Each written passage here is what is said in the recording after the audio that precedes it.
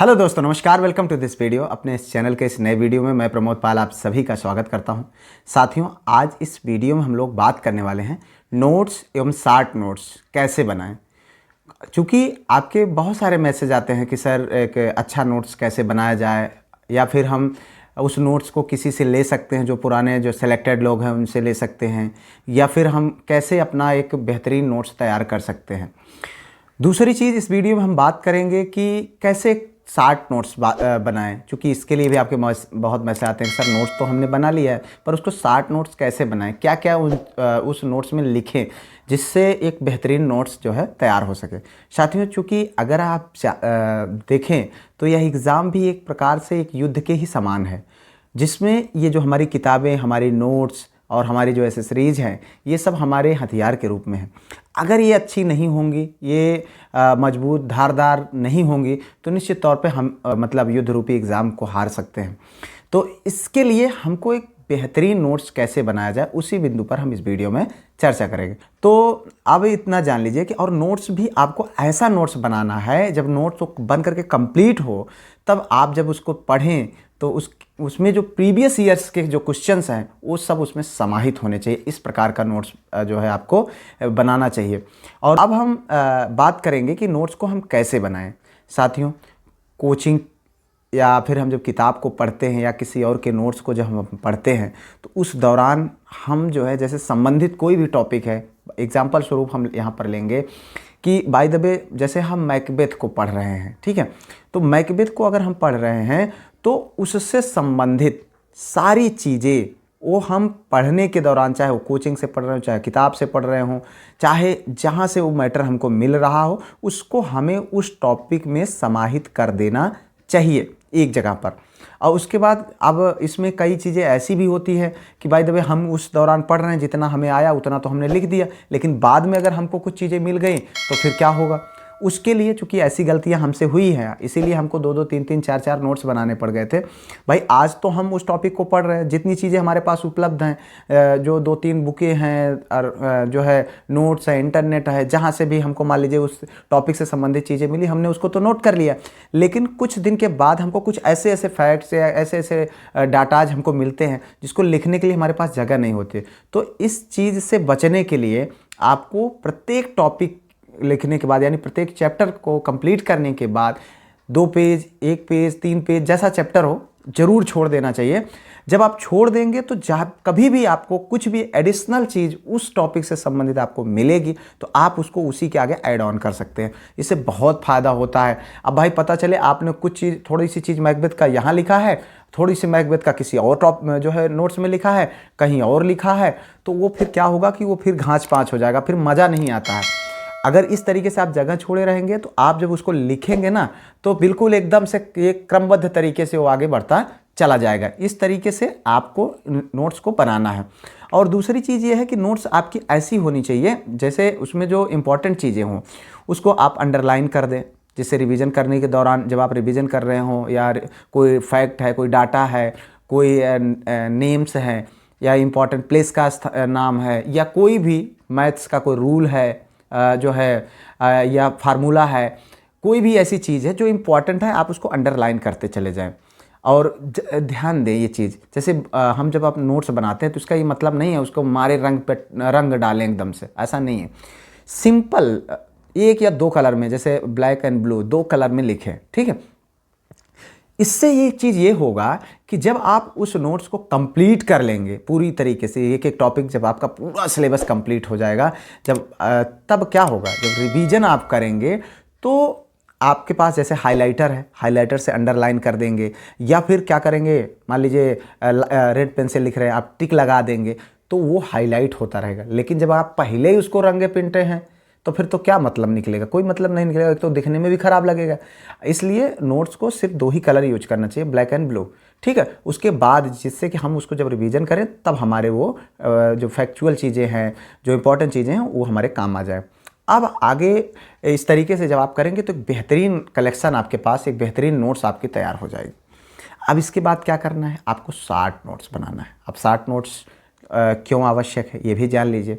क्योंकि कम समय में रिवीजन के लिए आप इतना जान लीजिए कि जब आप एग्ज़ाम के दौरान तैयारी कर रहे होंगे, आपका एक तो मोटा वाला नोट्स जब तैयार हो गया, उसको तो रोज़ रोज़ आप नोट्स जो है आप रिवीजन भी नहीं कर सकते, और देखने के बाद थोड़ा सा उबाऊ भी लगा, अरे यार इतनी मोटी सी नोट्स है, इसको कैसे रिवीजन करूँ, तो थोड़ा सा वो लगेगा। इसके लिए आपको क्या करना चाहिए कि आपको एक शार्ट नोट्स बनाना चाहिए। मोटी वाली नोट्स में आपने सारी चीज़ें, कहानी भी लिखा है आपने, सारा फैक्ट लिखा हुआ है, सब कुछ जो भी आपको समझ में आया उस टॉपिक से संबंधित जितनी भी चीज़ें आपको मिली उसको आपने लिख दिया। लेकिन जो पतली वाली नोट्स होगी उसमें उसको आप बहुत पतला लिखेंगे, इसलिए कम समय में रिवीजन के लिए आपको शॉर्ट नोट्स बनाने की ज़रूरत होती है। और दूसरी चीज़ क्यों आवश्यक है, क्योंकि एग्ज़ाम आपका ऑब्जेक्टिव होता है, ना कि मतलब डिस्क्रिप्टिव। तो ऑब्जेक्टिव एग्ज़ाम में हमें फैक्चुअल डाटा की आवश्यकता होती है, जो चीज़ें कि कौन कब मरा, कब पैदा हुआ, कहाँ कौन सी घटना, क्या कैसे, ये सारी चीज़ें थोड़ा सा फैक्चुअल चीज़ें होते हैं। तो फैक्चुअल चीज़ों को मतलब अलग से एक जगह लिखेंगे तो उसको हमें याद करने में, लिखने में थोड़ा सा आसानी होती है।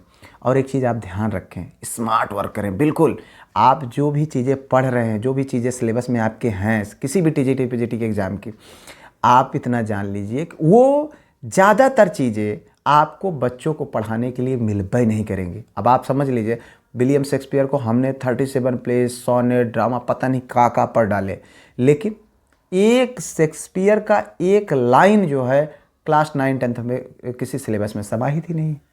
क्या यूज है उसका? है यूज है, ऐसा नहीं है, लेकिन आपको यहाँ पर एग्ज़ाम पास करने के लिए स्मार्ट अपने माइंड को लगाना पड़ेगा। अब कैसे बनाएं इस नोट्स को? नोट्स को 10 पेज का मटेरियल है, उसको आपको 1 पेज में समाहित कर देना है, ठीक है। उसके बाद फ्लो चार्ट के माध्यम से आप बना सकते हैं।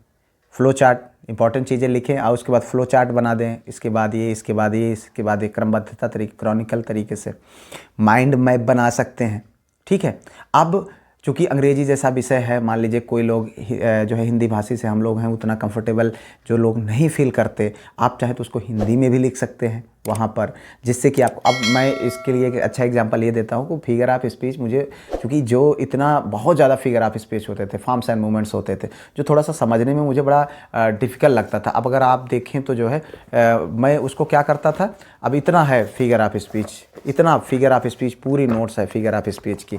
अब इसको जो है हमें तैयार करना है, तो अब इतना तो हम, बड़ा मुश्किल लग रहा था, तो हमने क्या किया, इसको छोटे छोटे, अब देखो ये जो है इसको मैंने क्या किया, इस तरीके से शॉर्ट नोट्स बना दिए। जैसे अब ये सोनेट लिखा हुआ है, सोनेट में हमने लिखा a poem which is compose in 14 iambic pentameter line, ठीक है, शॉर्ट टर्म में लिख दिया, मतलब शॉर्ट में लिख दिया। उसके बाद इंट्रोड्यूस बाय पेट्रार्च, किसके द्वारा इंट्रोड्यूस किया गया था, इसके जो है इसके फादर कौन है, किस किस टॉपिक पर ये लिखा जाता है।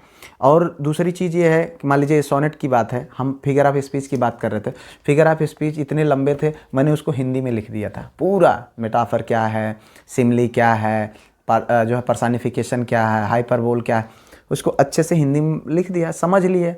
अब हमने दिमाग में बिठा लिया कि क्या है, कैसे हम कंफर्टेबल फील कर रहे हैं, दुनिया जाए भाड़ में, हमसे उससे मतलब नहीं, हमारा एग्ज़ाम क्वालिफाई होना चाहिए, बस बात ख़त्म। तो इस तरीके से हमने उस चीज़ों को तैयार कर लिया। अब उसके बाद फिर हम शॉर्ट नोट जब ऐसे इस तरीके से तैयार करते हैं, तो ये एक आप देखें ध्यान से कि कैसे शॉर्ट नोट्स हमने अपने बनाए थे। उसके बाद मान लीजिए, अब देखें जैसे हमने यहाँ पर लिख दिया इंपॉर्टेंट कैरेक्टर में, जैसे मान लीजिए जस्टिस का जो है जेम्स हाउ है, मैंने यहाँ पर लिख दिया owner of James How and Sons, जो कंपनी थी उसका वाल्टर हाउ। अब यहाँ पर हमने एक लाइन में लिख दिया, छोटा सा देख लीजिए, सन ऑफ जेम्स हाउ। उसके बाद रॉबर्ट कॉक्सन कौन था, सीनियर क्लर्क था। विलियम फोल्डर कौन था, 23 ईयर ओल्ड एक जो है क्लर्क था, जो कि हीरो था। अब स्यूडल, मान लीजिए मैं अब इस तरीके से एग्जांपल आपको बता रहा हूँ, जैसे मान लीजिए आप इसी तरीके से मर्चेंट ऑफ वेनिस है, उसके आप कैरेक्टर को एक साथ में आप, मतलब आप पढ़ रहे हैं, उसके बाद उसके एक साथ में लिख दीजिए। तो हम क्या कर सकते हैं, सभी जो डेट्स हैं, चाहे वो मान लीजिए सोशल की अगर हम तैयारी कर रहे हैं, तो जो सारी डेट्स हैं उसको हम क्रॉनिकल तरीके से लिख सकते हैं।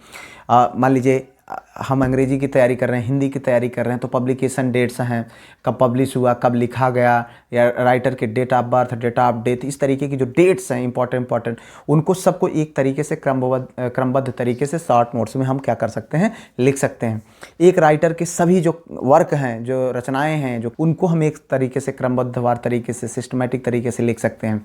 सभी रिलेटेड इवेंट, कोई ऐसा घटना हुई है उससे संबंधित हम उसको एक जगह पर लिख सकते हैं। अब फेमस कोई स्पीच है उसको भी हम एक जगह पर लिख सकते हैं। अब जैसे मान लीजिए हमने, आप ये देखिए जो है यहाँ पर हमने सम फादर ऑफ इंग्लिश लिटरेचर में कुछ जो फादर्स थे किस चीज़ के कौन थे, इस तरीके से हमने एक जगह पर इसमें लिख दिया। जैसे अगर हम मान ले कि जो है शेक्सपियर को फादर ऑफ रोमांटिक ट्रेजेडी बोला जाता है, शेक्सपियर को फादर ऑफ रोमांटिक कॉमेडी भी बोला जाता है, बेन जॉनसन को father of classical comedy in England में बोला जाता है, जॉन ड्राइडन को father of comedy of manner बोला जाता है। तो इस तरीके से जितने भी फादर हैं उन सारे फादर को एक जगह लिख दीजिए। इस तरीके से जब आप पढ़ेंगे ना भाई साहब, तो आपका जो नोट्स है, आपका जो कलेक्शन वो बहुत गजब का होता चला जाएगा। फिर आपको कोई दिक्कत नहीं। देखो भाई, मेहनत तो करनी है पर स्मार्ट वर्क करना है। ये एक तरीके का स्मार्ट वर्क है, आप इतना जान लीजिए। यहाँ पर आपको विद्वान नहीं बनना है बल्कि आपको अपने एग्ज़ाम के लिए तैयार होना है। जब आप प्रीवियस ईयर सॉल्व करेंगे, इस तरीके के तमाम क्वेश्चंस पड़े हुए हैं, मतलब आते हैं, पूछे जाते हैं, कब क्या पूछ ले कौन जानता है। तो हमको ज़्यादातर चीज़ें इसी तरीके से तैयारी करनी होती है, इसी तरीके से हमें अपने नोट्स को तैयार करना चाहिए, तभी हम सफल होने की उम्मीद लगा सकते हैं। फ़िलहाल ये इस वीडियो में इन्हीं बिंदुओं पर हमें बात करनी थी। अगर ये वीडियो आपको अच्छी लगी हो तो लाइक शेयर सब्सक्राइब कर लीजिएगा। मिलते हैं किसी और वीडियो में किसी और टॉपिक पर। तब तक के लिए जय हिंद, वंदे मातरम।